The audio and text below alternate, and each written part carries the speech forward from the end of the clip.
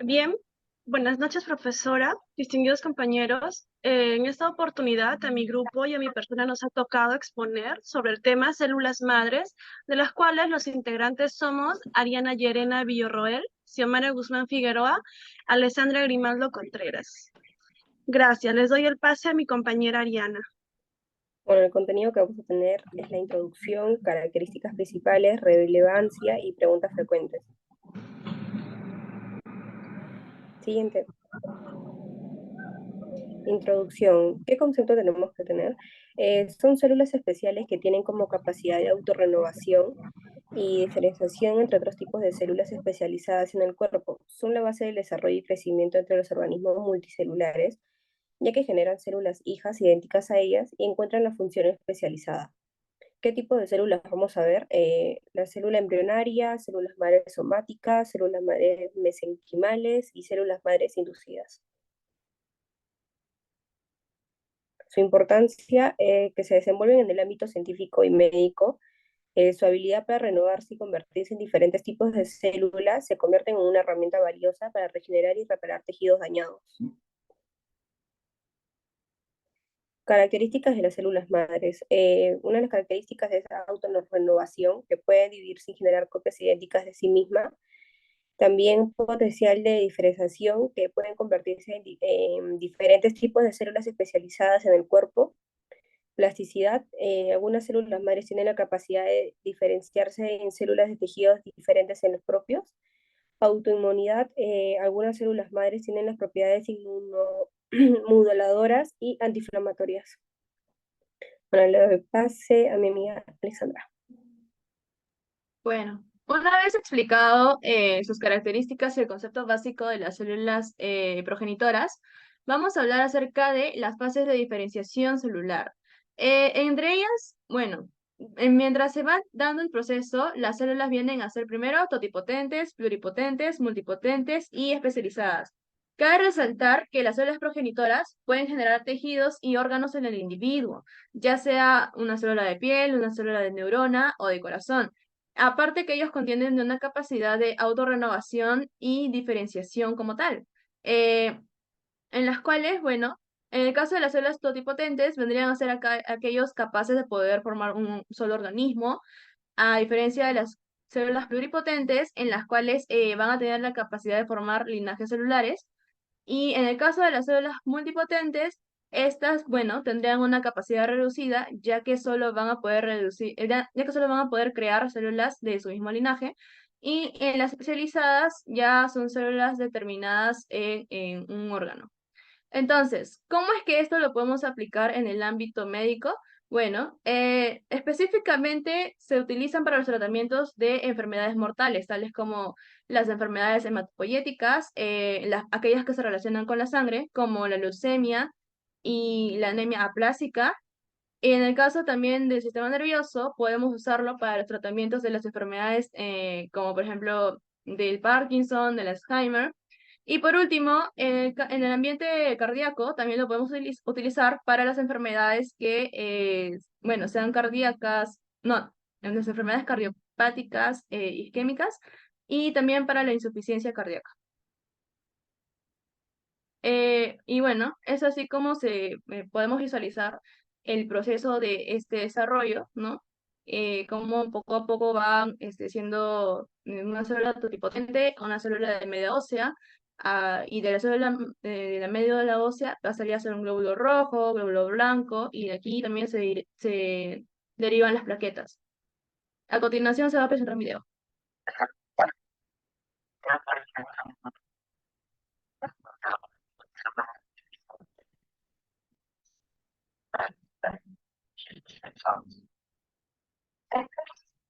De la madre, mientras que la otra hereda un factor que determina su diferenciación. Entonces, ¿cómo ocurre esto? Todo inicia con la síntesis de polipéptidos. Para la síntesis de polipéptidos se necesita la información genética que está contenida en el ADN, en el núcleo celular. Durante la transcripción, las instrucciones que se encuentran codificadas en el interior del ADN son transcritas a código de la secuencia nucleótidos de las variantes, pasando de ADN a ARN mensajero. En la síntesis y en la traducción, el ARN mensajero sigue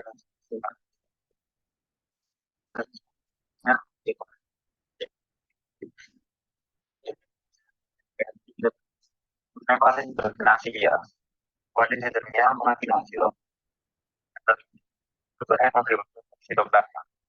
Los aminoácidos son transportados por el ARN de transferencia, están llevados hasta el ARN mensajero, quedándose en la posición a que les corresponde.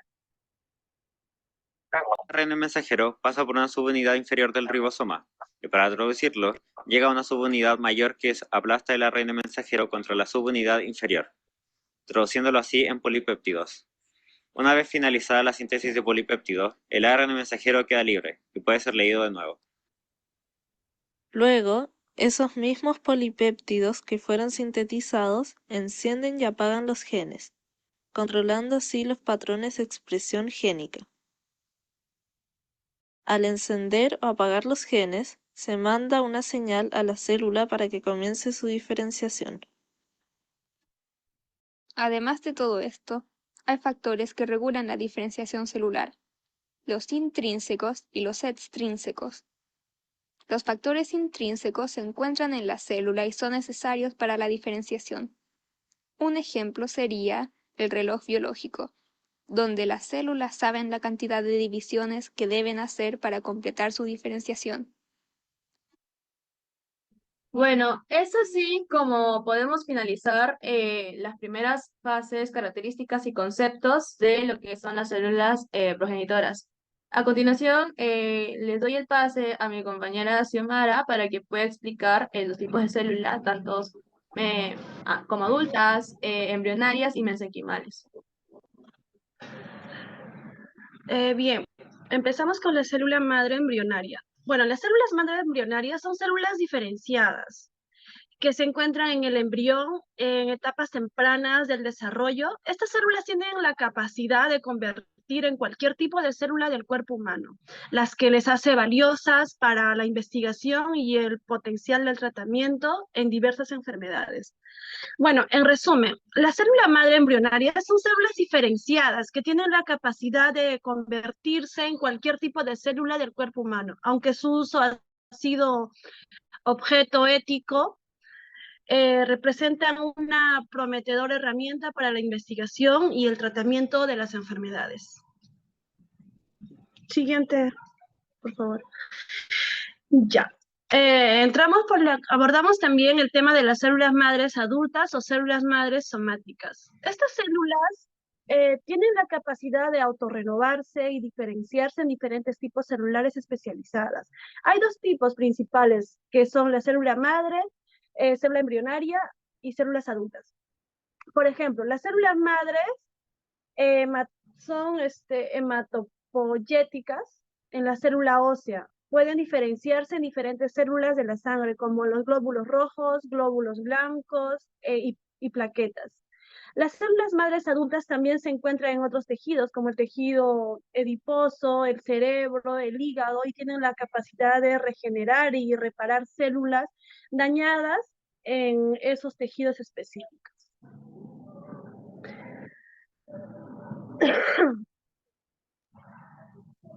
El tratamiento. Le paso con mi compañera Eliana.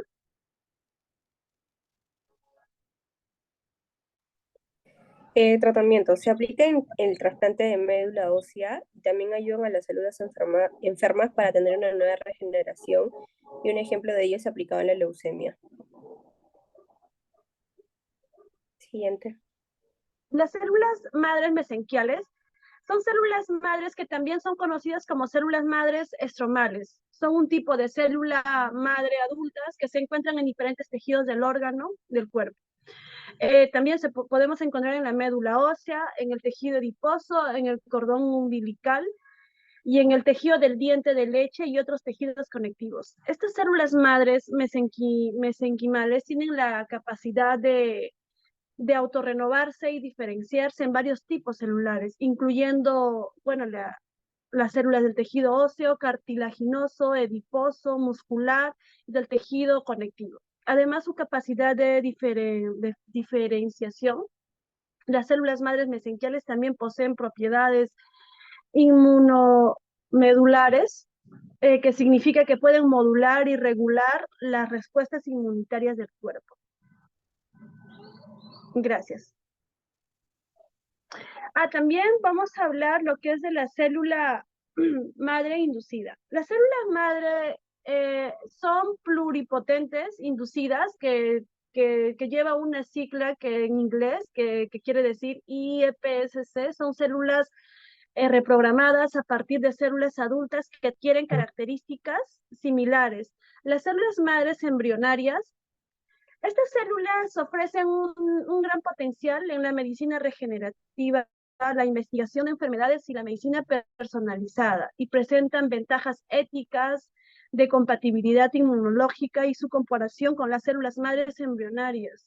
Sin embargo, aún se requiere investigación adicional para optimizar su generación, diferenciación y aplicación clínica. Gracias.